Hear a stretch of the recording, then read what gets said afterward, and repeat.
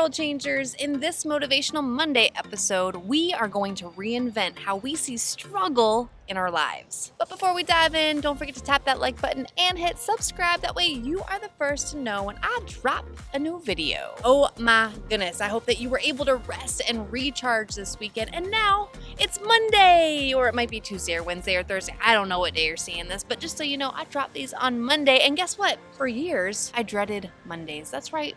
Yeah, I used to get super sad and stressed out about Monday of like, I just want it to be the weekend where I can rest and I would wake up Monday mornings and go to school as a teacher, and it took me a while to get into it until one day I was like, you know what? I think I'm just having the wrong message sent into my brain about Mondays. Instead of being sad and stressed out about Mondays, what if I intentionally choose to be excited and pumped about Mondays? And that's exactly what I did. And I tell you what, when I did this, it changed my life. And I want you all to get this from a young age, the idea that Mondays are amazing. So let's go ahead and get into our power pose. Feet apart, hands to your hips, shoulders back, stand up, head out looking fierce, and repeat after me. This is how I Monday. Awesome. All right, let's go ahead and talk about some struggle. You might be shocked to hear this, but when I was in school, I struggled with math. I know you're probably thinking, But Miss McCarthy, math is your jam. What do you mean you struggled? while I love making math fun, making it click, and making it stick for you, it wasn't always simple for me. In fact, I remember a time where I was transferred to a new math class in the middle of the year. I remember sitting at my desk, I looked around, and it was like everybody else knew what was going on, but me, I had no clue. So at the end of the day, I took my math homework home and I tried to work through the problems. I tried to figure it out. Internet wasn't really a thing yet, and I couldn't just look up how to do it. I just broke down into tears all alone in my room. And I must have been crying pretty loudly because it wasn't long before my dad came in. Once he figured out that it was the math homework that was causing the tears, he took one look at the math problems and realized, Oh, this is so far beyond me now, kid. finally, I admitted something. I said, well, my teacher, she knew that I was new to the math class, and she gave me her phone number to call her in case I needed some help, in case I needed her to walk me through some of the problems. And my dad said, Great, I'll go get the phone and you can ask her. now, my teacher seemed nice and all, but I really didn't want to call. I really didn't want to interrupt her. And I was really nervous to talk to her, especially since I was afraid to admit that I didn't know how to do something, and I had been crying, so my voice was all crackly. But I knew that I had tried everything else. I knew that I needed help.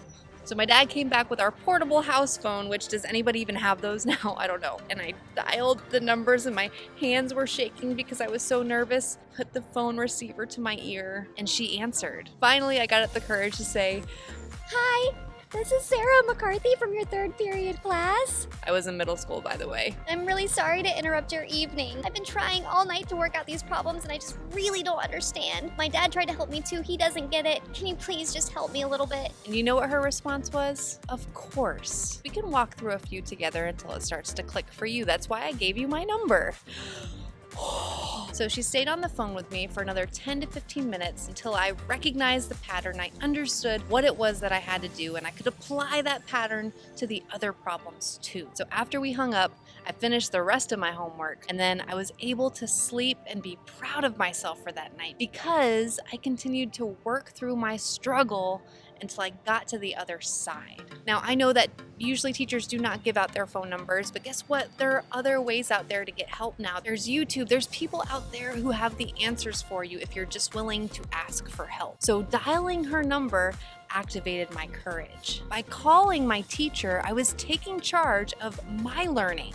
And guess what? It didn't stop there. I continued to raise my hand during class to participate, to ask questions when I needed it. I didn't run from the struggle. I stuck with it. I embraced it. I trudged like I was going through the mud. And that can be really, really hard. But by focusing on each step, one step at a time, I was able to get to the other side stronger than I was before. And that's what I want for you. You see, we all deal with struggle. We're either in the middle of something that's challenging, we're coming out of a season of struggle, or we're about to enter into it. And when you are immersed in a challenging situation or a season, I want you to remember these 4 things. Number 1, it's okay to break down. It's okay to take a step away, and it is okay to cry. Number 2, call on people that you trust for support. Now, this is hard for me because I'm Little Miss Independent and I like to handle things on my own, but believe me, there have been plenty of times in my life where it was too much for me and I had to lean on people for support. Number 3, when you're in the middle of a challenge, focus on the next step, not the obstacle as a whole, because that can get so overwhelming. Just focus on the next step that you need to take. Number 4, when you do reach the other side of your struggle and you have a second to breathe and you're like, whew, all right, I did that. Be grateful for the opportunity to learn and grow and become stronger. Because struggle makes you stronger. It's the coolest thing. And number 5, I think that I said that there were 4 things that you need to do, but I lied. There's 5. Number 5, as you continue to grow stronger and stronger from your struggle, don't forget to stop and take a look back at somebody that you can help up, that you can support, because people are going to be there to support you. So make sure that you are there to support other people too.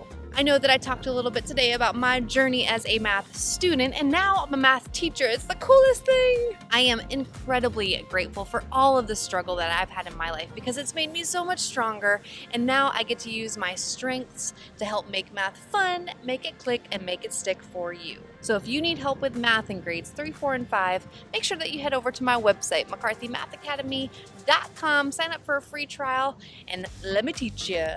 Wait, before we go, remember that you were born with something special, and it's your responsibility to figure out what that something special is and use it to make this world a better place. And yes, I mean you. I'll see you next time, world changers.